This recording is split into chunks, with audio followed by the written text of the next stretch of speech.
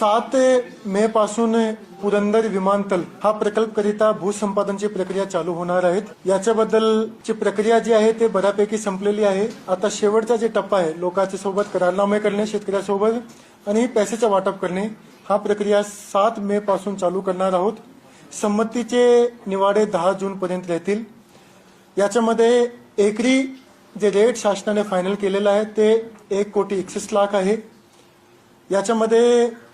याच्यासोबत इंटरेस्ट आहे 1,61,00,000 आहे आणि याच्याशिवाय जे निगडीत घटक आहे त्याच्यामध्ये झाडे, विहीर यासाठी वेगळे पैसे शेतकऱ्यांना दिले जातील.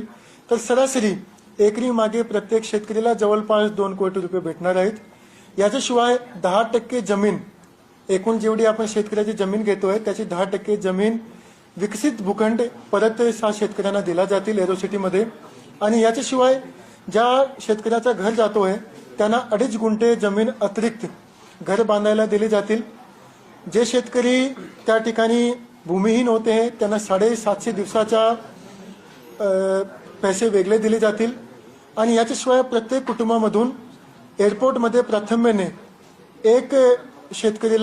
एक माणसाला नोकरीही दिली जातील, तशी MIDC याच्यामध्ये तरतूद आहे. आणि या पद्धतीने हा प्रक्रिया आपण सध्या चालू. रोकठोक महाराष्ट्राला सबस्क्राईब करा आणि बेल आयकॉनवर क्लिक करायला विसरू नका.